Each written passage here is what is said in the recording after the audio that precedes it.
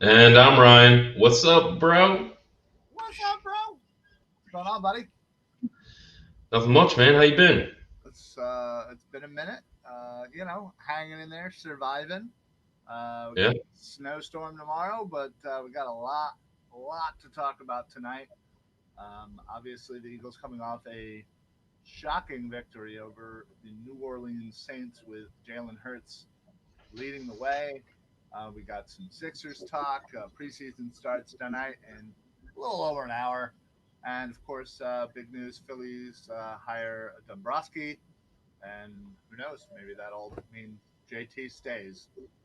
But let's get into the most important stuff, and that is the Philadelphia Eagles. As I said, shocked the world and beat the NFC leading New Orleans Saints. Uh, what were your original thoughts or initial thoughts on Jalen Hurts and how he played this game? I'd like to preface this by saying Tuesday or Wednesday of last week, I actually called the Eagles' victory and the exact score. I have it written down, and I told multiple people in the office, so I have many witnesses. I got the score and the win exact. Did you happen to say that on our show or no? No, it was. Well, we didn't have our show last week Uh, because of work and complications, so but I would have absolutely, and so well, I'm just after gonna need someone to vouch for you. that's Not, fine. not that I Uh, don't believe you, but calling exact score is pretty hard to do. it is, and I was kind of okay if they scored a touchdown at the end to make it 31 to whatever they would have had, but it happens, and but overall I thought Jalen Hurts played well. It was nice to see him use his legs. It was nice to see him get the ball out quick, complete some nice passes. Overall, you can't really be that impressed with. I think he had 160 some odd throwing yards. Sure. So I mean, not something that you're going to write home about, but still efficient, fairly accurate. And then, like I said, extending the plays with his legs and being able to be, the mobile quarterback that we know he can be was very nice to see. Yeah, no, absolutely. Their run game was finally working. Granted, Go figure. what was that? Go figure. Yeah, right. Yeah, they finally use it. Miles Sanders has been kind of waiting in the wings in the last couple games. Hadn't been really used as much as kind of everyone had thought. And then finally they had a nice combination where it was a nice run and pass, and I feel like that certainly helped Jalen out a lot, alleviated some pressure. Um, Speaking of pressure, when he did have some, he was quick to get out of the pocket and run it, even if it was only for a few yards. The fact that he took 0 sacks was very encouraging. That's certainly something that Carson Wentz certainly wasn't able to figure out over this season. And yeah, I mean, it was clicking. Offense was working. Defense was playing relatively well. Um, Jake Elliott, can get pushed off a bridge. I don't know what the hell's happened to him. But overall, I thought it was a great team win. But Doug called a great game. Really honed in on Hurts' skills, and I thought Hurts played well enough and got the win. Yeah, absolutely. And I couldn't agree more with having him start again. That's something that's kind of across the board you have to do. Um, if he would have lost the game, then, things would be a little bit different and we'd have a different conversation. But since he won and did so, fairly convincingly, the getting him the start next game is the best decision. And I agree with it. Um, yeah, one of the big things that I just want to get right into, if you don't mind, I mean, unless you want to talk about more game stats or anything like that, one of the big things that I see a lot of is people talking about how this should have happened earlier in the season, and these are things I'm sure you and Eric talked about last night. But how this should have happened earlier, or get rid of Carson because Jalen's so good, and all this, like, Jalen Hurts was amazing and all this stuff. It's like, we need to all pump our brakes. We need to all just wait a second. We need to kind of dive back into some issues. Yeah. One being, yeah, I can see how you can call plays like that for Jalen Hurts, but Carson Wentz really doesn't have a skill set that far off from Jalen Hurts. No. So there's the question in which why wasn't Doug using the run and using the options to roll Carson out Right. more during the season, and when Jalen Hurts comes in, he pulls it out, and you get a team win. Yeah, So you're absolutely right. That's the first thing I think that went in my head is where was this game plan all year? Because Carson does have a similar, skill set. I think maybe slightly mentally and maybe mechanically, Carson's definitely a little off. So that's certainly contributing. But you know, Doug called a great game for Jalen, and I'm just not sure why similar plays were not called for Carson when he was in there. And I don't know. It's just one of those things where like maybe Doug was kind of forced into calling a simpler plan and something more critique towards Jalen. I just don't understand why he wasn't forced into doing that for Carson. yeah, and one of the big questions that a lot of people have is, if your quarterback is struggling, and since you said the word simple, simply put, and almost down to the basis and rudimentary skills of being a coach is, hey, my quarterback's struggling and I got some good running backs. I should run the ball instead of trying to keep throwing. That's something that I'm just confused about, and I guess we would need Doug to answer that. And I'm sure we wouldn't even get the proper answer that we would want. But it's just confusing as to why Miles Sanders was averaging 5.9 yards a carry, like top 3 in the league or top 5 in the league, and you're not running the guy more than 10 times when Carson Wentz is quarterback, and then when Jalen Hurts comes in, you let him go. Right. It's It's, just, it's frustrating. It's absolutely yeah, frustrating. And yeah, you're right.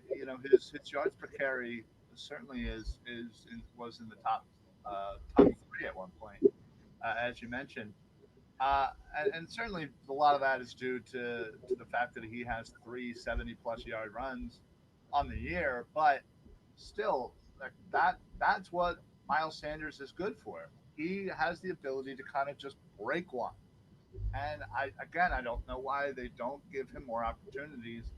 Yeah, he's struggled a little bit in the passing game. Yeah, he's had a little, you know, fumble consistency issues. But still, I truly believe that if you give him 15 plus, 15 to 20 to passes, 20. yeah, nothing more than that. Ideally 15 carries, 5 pass targets, something like that. I truly feel like Miles Sanders is going to get you, well, more than what it's worth. So I don't understand why they don't use him more. Certainly with Jalen being in there, it certainly helped to lean on that portion of the offense. So perhaps Doug maybe wakes up and says, hey, maybe, whatever this combination of Miles Sanders and Jalen Hurts, running, passing, catching, whatever, maybe that's the focus on this offense, and kind of, everything else kind of trickled in. Yeah, and like you were saying, his ability to break off very large runs and just overall playmaking ability, his escape ability, his just the way he can move, just alone allows so much for your offense, and it's just confusing. Like you said, we wouldn't get the right answer, so it's kind of one of those things where we just we accept what was and have to move forward with what is. And one of the big things that you know does kind of not concern me, but bring another question is, and this again is something you and Eric might have talked about last night, but the future and the rest of this year of Carson Wentz. How do you think that this is going to go for the rest of this year? Do you think that Jalen's just going to start the rest of the year? Or do you think that if he has a terrible game this week, that Carson would start again? I would assume that Jalen's going to start the rest of the year. Certainly, that can change with a god awful game. I think I don't necessarily expect the Eagles to win this week. Arizona certainly has a very good offense. We have quite a bit of new injuries on the defensive side of the ball, and offense technically. Um, so I I don't necessarily know. I'm too worried about the score of the game, more of just how it looks and how he looks and how his decision making is. I think if all those things are okay, he'll be fine to start the rest of the year. But if there are pretty easy mistakes that are being made, yeah, I mean it's certainly possible that Carson gets back in there. But I think for the best of the franchise, I think Hurts should start the rest of the year. Let Carson just completely step away once the off season happens. Go to one of the Dakotas, whichever one you like. Get out there, do some hunting, fishing, whatever. Just be alone, leave it all behind, get mentally right, and then come back and get focused and get to work when it comes time to getting out there. So, um, yeah, I mean that's what I would do. But again, Jalen Hurts' play will dictate the need for Carson to come back in. Yeah, I agree. What do you say about quarterbacks reaching out to other quarterbacks like that are actually in play to kind of practice with and kind of get some tips from? So, example, I noticed that Carson and Aaron Rodgers had a lengthy conversation at the end of the Green Bay game. Right. And I'm sure it was a lot of keep your head up, you're good, Yeah, blah, blah, typical, blah. But where does that do you believe that it would be a smart decision for Carson Wentz to reach out to Aaron Rodgers and be like, hey, you got like a week or something like that in the offseason that you want to kind of practice, throw the ball around, just give me some tips, pointers, anything like that? How do you feel about that? I would be 1,000% for that. I don't care if they're a current player or former player. Um, I think anything that he can do to kind of improve himself, whether it be mechanically or mentally, even just having someone there who's been through it and can talk it out. Now, a lot of you may be thinking, oh well, Doug was the quarterback in this league, but let's not forget Doug was not a very good quarterback in this league. he, he to say he was average would be giving him too much praise. I mean, to be perfectly honest. So, you know, Doug doesn't necessarily have that experience of a superstar quarterback. Um, so yeah, I'd be down for him to go and to hang out with Aaron Rodgers and throw the ball, hang out with a week or two, just figure stuff out, do whatever you got to do, and I think that's a huge thing. Excellent. Yeah, I think that would be a great idea for him. I don't know how that works. I mean, I know Aaron Rodgers is probably a very busy man considering all the Commercials and commercials and promos and all the things that he does. farm. Sure he has his own podcast in the off season and stuff like that. I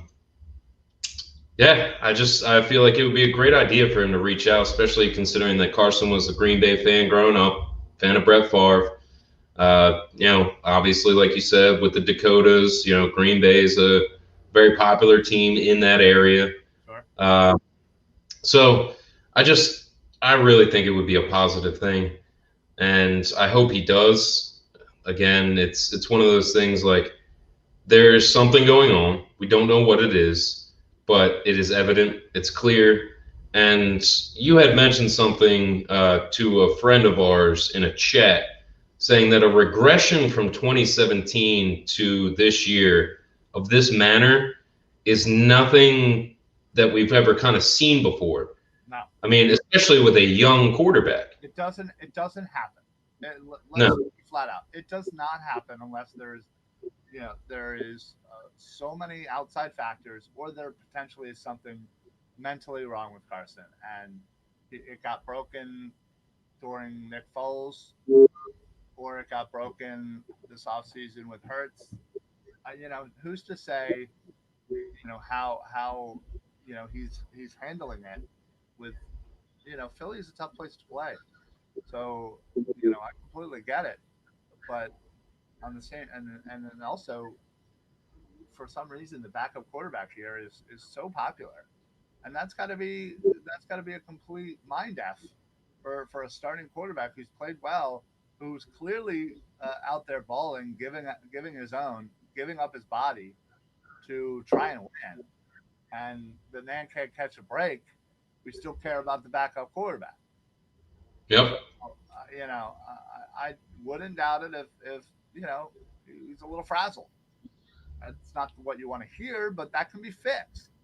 Um, some of the change with some of the coaching leaving probably didn't help, but still, I truly believe in my heart that Carson Wentz can be fixed, and will go into the 2021 training camp as the starter. I'm not saying that Jalen Hurts couldn't win that job, but depending on who's here, because front office and coaching changes can happen. I truly believe that it would be a mistake to have both Hurts and Carson Wentz here going into that training camp. Ooh. Okay. I Now, think you're either going to skip out Carson, which I think would be a mistake financially, um, and you're going to keep Doug, and you're going to move forward with Doug and Hurts, or you're going to trade Hurts, uh, get rid of Doug, new coach, and Wentz moving forward. And hopefully, in both of these scenarios, Howie Roseman does not have a job here. I would believe that one of the things that happens in the offseason is Howie Roseman would be moving on. And that, I mean, I think a lot of people wish that just because of the drafts and stuff like that. But then again, it depends on, like you were saying, certain decisions. Right. So if you think about it, Howie could be in a great position if Jalen Hurts wins out. You have Rager, and maybe if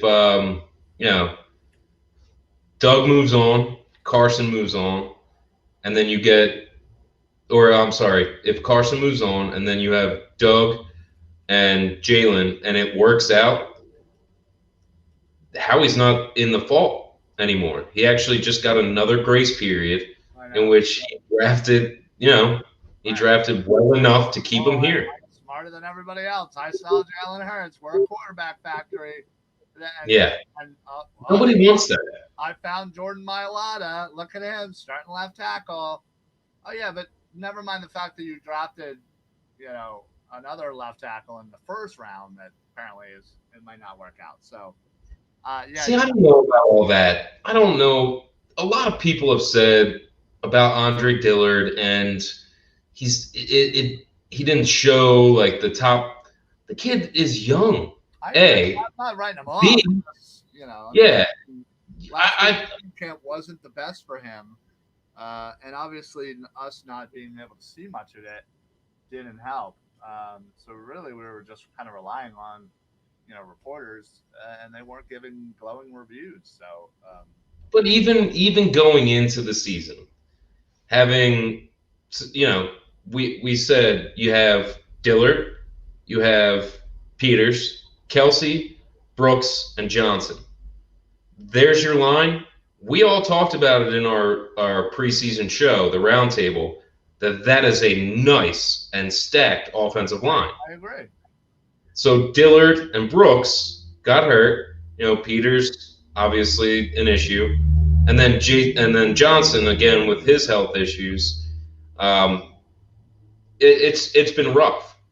But going into it, we all thought that Andre Dillard would be the left tackle, and it was regardless of what the people were saying for his camp.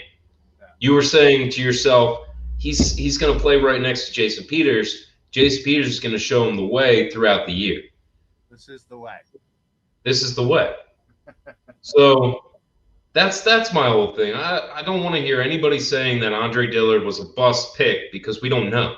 Well, No one knows. I certainly didn't say that. I just, I know, but you're not. I've heard it from people, not you. Well, God, I'm glad you heard that. Yeah. Not me. But regardless, I am excited about our offensive line next year. If Kelsey stays, Brooks, Johnson back, Sayamalo's been doing pretty good when he's been there, and then whether it's Mailata, whether it's Dillard, and the fact that you were able to see that you know you'll have a backup in one of those who doesn't win the left tackle job. You have Pryor, who certainly stepped out. You've had Herbig. Herbig. So I feel a lot more confident about the depth overall, and if everybody's healthy, I'm pretty happy with that line. Now, moving on to the offense, you're probably going to have to figure or the rest of the offense. You're probably getting rid of Alshon Jeffrey, Deshaun Jackson. Those guys are probably gone. As you also got to figure out what the heck's going on with Fulgham. Peggy says it perfectly. Where's Fulgham? Dude has been MIA for the last 5 weeks. Yep. I don't know whether it's partly because Alshon's back. I don't know whether it's partly because people finally got some tape on him, and now he was fighting off of number ones. Maybe it's a combination of things. I don't know, but dude needs to figure it out if he wants to kind of catch that spark that he had early in the year. Greg Ward, Rager, all good starts. You got to figure probably JJ gets cut. Probably this will probably be his last camp. And then Watkins and Hightower, you've got to figure out, what to do. Bless you. Excuse me. So, and then you got to figure out what you're doing with Ertz, because Ertz has been back, just in case anybody didn't know that, because he hasn't done jack since he's been back. And they really haven't thrown it too much to Goddard, as much as I'd like anyway. I feel like Goddard should be a featured member of this offense, along with Rager and Miles Sanders. But so the offense certainly can look. Peggy says, "Bless you." So the offense is certainly going to look different. Defensive side of the ball, you're going to need to shed a lot of salary. I think the interior line is where you're going to do a lot of that with Malik Jackson. You got to figure out what the deal is with Hargrave, because right now I don't think he's worth $13 million. And then you got to figure out and rebuild that secondary. And I know this is a crazy idea, but just maybe get a linebacker. I don't know. I will have to say that the linebacker play has been better than awful.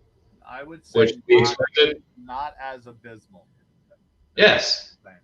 Yeah. Not as abysmal, better than terrible, just below average. Exactly. So.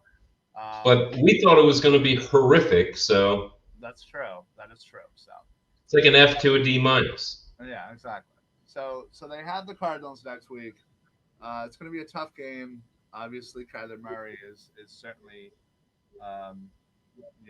hasn't been great the last couple of weeks, but his season overall is still pretty good. And it's, we definitely just went against a running quarterback. We're able to kind of contain him, so to speak. So hopefully we can do similar things. But the only problem is, if Darius Slay is not out there, who's still in concussion protocol, I'm very scared, because who's going to cover Hopkins? DeAndre Hopkins, yeah. Right. That's the exact question I was about to ask you. And then he's one of the best in the league, easily, yeah, and will crush teams. Rush, especially Jalen Mills. Oh, just double move and gone. Yeah. Poor guy. Poor Green Goblin. Yeah, he is gonna just beat the green off of his hair. That's how bad. Yeah. You're Um, just going to see this streak of neon green just across the field and but sprinkled like fairy dust. No, hey, neon green. oh yeah, Yeah. so yeah, so we'll see what Hurts has, and I mean, again, if he plays well, I think if he plays a similar game, you'll for sure see him the rest of the year. Um, I feel like even if he gets to the third game against Dallas and he has a bad game against Dallas, like what's the point of sitting him for the last game? You know what I mean? Oh, absolutely. Yeah, yeah. So really, you're just working on having a decent game this game to get you to the last two. Well, I mean, it's very important as well. I mean, if we're not going for a draft pick, then we're going for the playoffs. I mean, it's either one or the other. Right. So, now that you're starting Jalen, now that you have, you know, if Washington loses, you're right back in it. Yeah, yeah. I mean, you're a game and a half out right now, so I don't see the Giants being the threat that we might have thought that they were. for I mean, a if you think about it, they were like, what was it, 1-8, and then they won four in a row or something like that. So, yeah, something like that. But no, but yeah, with their Washington, last loss, Washington's the. I feel like it's theirs to lose. yeah. So yeah, we'll see if we can shock Arizona and get a victory. I truly believe that we have enough to win this division, and it may come down to that last game against Washington, for for 7-8-1 or 6-9-1. Like, ugh, gross. Yeah. So, well, real quick before we get out of here, I did want to talk about some Sixers. Um, the preseason game, like I said, in under an hour. It'll be nice to see Maxi. It'll kind of nice to see a Doc out there and what he's gonna do rotational wise, and I don't know. Just again, I think there's a lot of stuff going on in the Sixers offseason that it's getting me excited to see what this team potentially could have, and especially it's always fun when there's a rumor floating around of one of the better players in the NBA potentially adding it to your team. So, um, what's your With thoughts now on the Harden trade rumors? What do you think the likelihood of this happening with the Sixers, and do you think there's any way it happens without giving up Ben Simmons? I can't see it happening without giving up Ben. I've heard that there's possibilities of doing so, but I don't like the possibilities. I don't think it's going to happen. I don't think that even if he just gets added to our current team, that's the only way that I would want it is if he just came here for free. Like that's probably the only way that I would want James Harden to be here. Because other than that, it's gonna take too much, cost too much. I mean, you've already got what most of your salary cap devoted to three guys, just three. So it's tough. It's going to cost. I don't know. I don't really see it. I mean, you probably be mortgaging your future Oh, just you're to get. right. But think about it though. You know, giving up 3 first-round draft picks isn't that big of a deal to me, considering they're going to be in the complete back half of the draft. It's rare when you find good people in the back half of or the back portion of the draft. Uh, to I think if you add Harden to Ben and Joel, I they are immediately the East favorites, Yeah, and if not the NBA favorite. And I feel like if but who are you giving up? You have to be giving up someone more than just draft picks. I agree, you're probably giving up Tobias, which whatever, I'm fine with Yeah, that. that is what. Right, What about Matisse? I mean, if there's a way to keep Matisse, I would try to do that. But likely he's going in there. Salary Yeah, salary reasons. Probably Mike Scott's going to have to be included. Um, like I said, I am all good with that as long as you can do the three of Harden, Ben, and Joel. I don't know of another three that's going to stop that. You could have Ben just dishing it off, Joel just dominating the paint, and Harden just step back threes all day long, and they're going to score 140 points. So here's my whole thing. And you know that injuries happen. You don't wish it upon anybody. You don't want it to happen. Of course. But one of them goes down. You are no longer the top in the East. You are no longer the top in the NBA. You now have less bench players to come in and possibly win like a close game against the Magic or the Pacers or something like that. You've now lost those guys that can come in. Plus, you've just fixed your issue of having perimeter shooters with adding Green and Curry. So, I mean, what we have now is a deeper team, in my opinion, Oh, that absolutely. can last longer. What I understand that you're saying is that you're going to have instant success. Yeah, you have a small window, in my opinion, to kind of run. So basically, you have two schools of thought. Either you say F it and you try to win now for the next couple of years, or you stay the course as it is now, and hey, you still may win something with the team you have right now. That's certainly possible. You know, obviously you have some young players. Maybe Maxi turns out to be a pretty good contributor, but you're not guaranteed anything. I don't know right now, looking at the roster, if the roster is a top four in the East. Is it? I mean, maybe, probably. I would say yes, they are definitely top four. A lot of experts have, obviously Milwaukee winning, and then us and the Celtics and the Heat being like 2, 3, 4 in any order. You Toronto, know, it's got to be up there. or yeah, I think. Well, no, it was the Celtics over Toronto, I think. Okay, but yeah, Uh, okay. Regardless, let's say it's like us and the Heat essentially. we're the fourth. We're fourth, But yes, top four without James Harden. right? So we're So right where we have been for the last couple of years, and we're maybe going to win a first round and then get bounced in the second.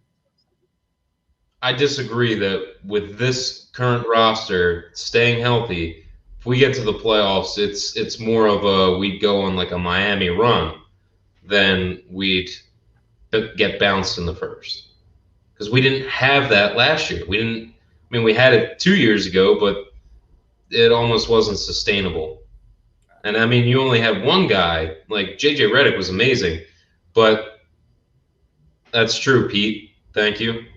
Um, And one of the big things is that, you have two guys that are consistently good shooters. So you're laughing at the nickname? Yes. Yeah. It was my nickname throughout my whole life, man. It's funny because the people in our department have now caught wind of that nickname, and that's what they call me. So, Oh no. oh, that's what my friends call me. Well, there you go. Then why you letting? Never mind. Well, you don't call me that either, You're friend. oh sad. Well, anyway, on that note, my soul just got crushed there. I'm really hurt. But before we go, because I know you got to get out of here, Dombrowski getting hired by the Phillies. Love it. I love it too. I think the dude knows how to win. Maybe at the expense of a farm team, which again I'm okay. You got to build that farm team up first. Oh, hey, there's my son. How are you, buddy? What's up, bro? All right. Kangaroo song. Kangaroo song. Pretty much. Well, anyway, do you think with Dombrowski being here, what do you think the percentage of JT Realmuto getting signed? Do you think that goes up significantly, or not at all? No change because you think JT is probably already gone. Unfortunately, I think it's no change just because it's the organization and how it works. But I am hopeful that the percentage has been raised. I think it's the ultimate priority is to sign him, especially if you want pitching, especially if you want a solid team built around a solid catcher. You have to have that. Have to. It's the ultimate priority in my opinion. Yeah, no, I agree. So, well, here's hoping. We'll certainly try and touch on that a little bit more next week. Hey, what's going on, Dan? How are you, buddy? Um, we'll certainly. Don't worry about it, bud. Is that my juice? This is going great, by the way. Where's the straw? Well, we appreciate everybody tuning in. If you're not following all of our different medias, different uh, checking us out on all of the different streaming networks and venues that we're on. Follow and like all of the Notoriety Sports Network, please. They're awesome. Um, Bald Eagle podcast. We have TLC. We have our Monday night flagship show, which is fantastic. And then we have our Wednesday night show. I'm drawing a blank. Mike Sports. Thank you very much. Yeah. So follow, like, share everything you guys can. Reach out to us if you're interested in joining. And Ryan will take the rest. Yeah. So we hear Philly Birds. Oh, we got a little echo here. Let me adjust. We here at the Phillyverse have joined together with Notoriety Sports. So all of our content is filtering through them. It's obviously still Phillyverse, but we're also still doing that. Thanks, buddy.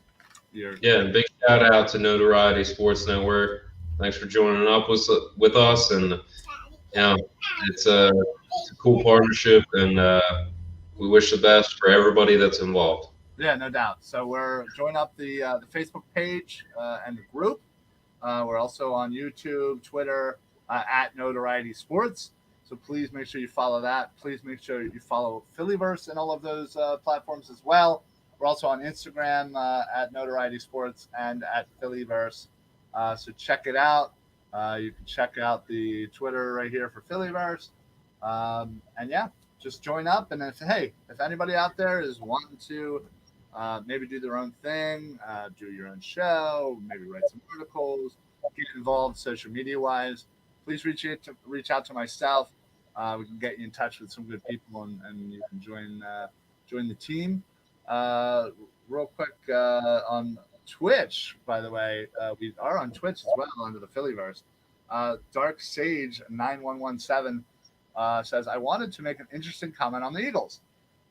Go right ahead. We will we'll gladly take any comments that you got. Just go ahead and shoot them out. So type that along while we're sitting here finishing up. So yeah, make sure you join up. If you're on Twitch, that's cool. Oh, boom, there we go. That was quick. Let's actually bring it up because it's a long one. They have never been known for quarterback loyalty, in my opinion. The Eagles seem to me like a team that values the hot commodity versus what they need. Jalen Hurts is a good player, but giving up on Carson Wentz shows me that they have no loyalty to quarterbacks and will bench someone just to jump at the new hot commodity. That's certainly a valid point. I think this goes a little bit beyond the whole hot commodity. Carson Wentz truly has struggled. And again, it's they're not in the thick of a playoff run. Yeah, they have an outside shot, sure, but I think it was probably the right move. One, for Carson to get his head right.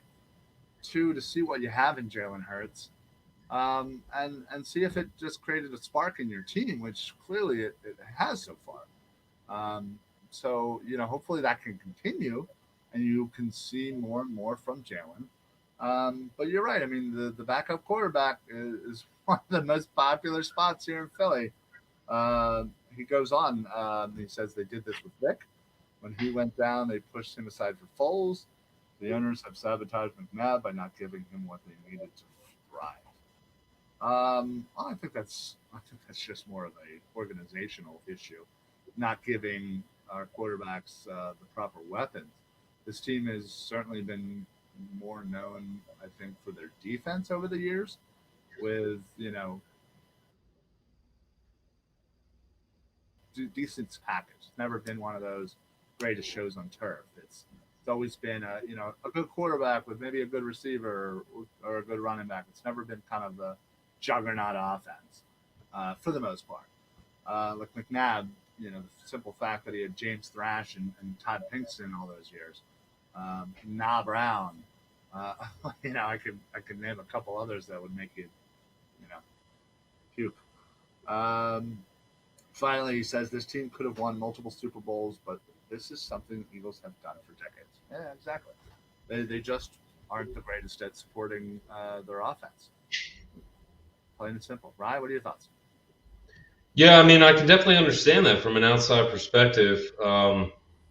You look at the team, you look at where they've been since drafting Donovan McNabb, and I mean, it's more of from a fan standpoint, we've always wanted the team to just succeed, but we've always had our quarterbacks back, if you will. So one thing that I want to say is like we got Donovan McNabb, he's our guy. And he goes down. It's like Coy Detmer is our boy. Jeff Garcia, he's awesome. You have Mike Vick come in. It's great, but none of them were Donovan. None of them were our quarterback. And I believe that Donovan is still, for a lot of us, our quarterback. Like he was that guy Yep. who brought us through a lot. He eventually got us to a championship, even though during that year wasn't Jeff Garcia in for a little bit as well Yeah, during the Super Bowl run. So, yeah. I mean, The lure of the Eagles' backup quarterback. yeah. So I can understand where that That, thought process comes from. But then again, like as a big fan and somebody who's a fan of the sport, you always have to see, and this is another one of the things that Ryan and I have talked about. You have to see the quarterback play. You can't just go all by stats. I mean, yes, they're right, telling, but there's stories behind stats.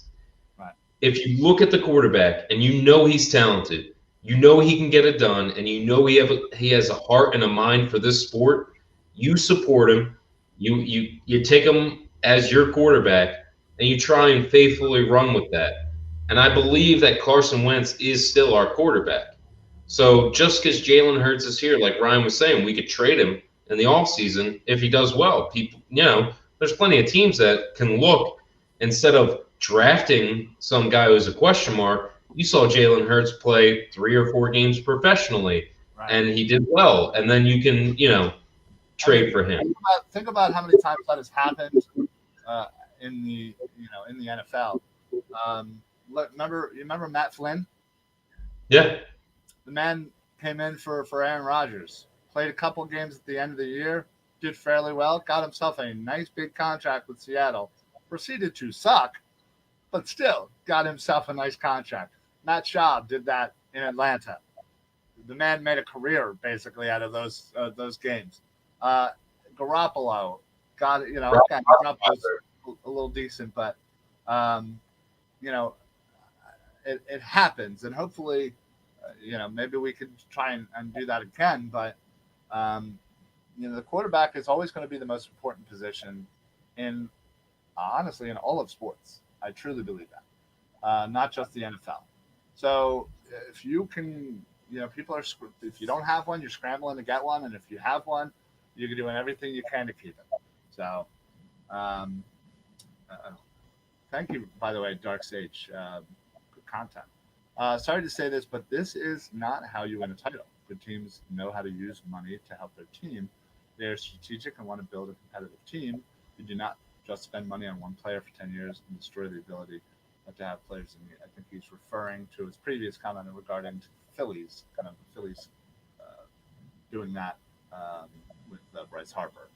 Um, so yeah, I mean, listen, baseball is a different animal. There's no salary cap. You can spend as much money as you technically want. So I don't know if it necessarily is hamstrings anybody other than the owner who has to pay for everything. And obviously, if you're going to pay that much money, you should be willing to pay for a little more. Um, so that's really more of an ownership issue, sadly. Um, but hey, I do appreciate the content, the comments from Twitch. We're super brand new to Twitch. So appreciate you coming on and hitting us with some comments. I do appreciate that. So as I said, please make sure that not only do you follow the Philly BroCast on Facebook, but the Phillyverse on Facebook, YouTube, Twitch, Twitter, and then obviously the scrolling down there, Notoriety Sports Network at Notoriety Sports on Twitter and Instagram, and Notoriety Sports Network at everything else, YouTube as well. So check us out. We're building a big thing here, not just Philly stuff. We're kind of broadening out. A bunch of people coming together, and we're trying to make a good tight knit family. Sort of breaking news, sports news, pretty much everything. So check out the Facebook page. That's where most of our content is right now. We're growing at an exponential rate. So if you do want to join, whether you want to do some social media stuff, do your own show, or you have your own show, or you want to maybe potentially write articles, as the website's just about up. So check us out, reach out, and we will see you guys next week on another episode of the Philly BroCast. Rod, you got anything to add before we get on out of here? I want to get back to our trivia question just real quick. I'm going to hit you with a softball one, like the superest softball question of all time. You can't just say that, because now if I get it wrong, I should just jump off a bridge. Yeah, I mean, now that we're with NSN, no, you have like 10 seconds to answer this. Oh, I'm a quick typer. I know. Who is the Eagles' leading point getter of all time? Point getter of all time. Who holds the most points? Points. Yes. So overall. Like career scoring. Career scoring. I'm just gonna take a guess. It just makes sense. It's David Akers. That's correct. Absolutely correct. So I figured you'd get that. I figured that was a good one. Excellent job, bro. Thank you. I want to get back to doing that every week, and we'll definitely keep doing that. And that was just on the layout. Can we call it Finny Trivia? The Fin Trivia. Triphilia? I don't know. We'll figure something. All right. Well, I've completely lost it. So we're gonna get on out of here. Thank you everybody for the awesome comments. Dark Sage, appreciate it, dude. Dan, Pete, the man, Peggy. That's another great. He is the man. Well, that's apparently the word on the street. So appreciate everybody with the love and the support. Please click like, please click follow, and sharing. Share. That does so much for us. Honestly, it really does. Getting us in front of other people who then would share it to their friends and then their moms and their dads. And that's really our target audience. So we appreciate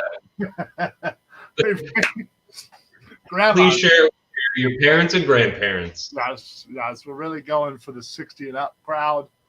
We really got a nice, take home to your grandma vibe. So, what we want to keep going. So, appreciate everybody. Thank you so much. We will see you next week on another episode of the Philly BroCast at 6:15 on Tuesday. So, for the Philly BroCast, I'm Ryan. And I'm Ryan. Peace out, bro. See you guys Go Birds, go Sixers, and sign JT. Sign JT. Go Birds. Go Birds.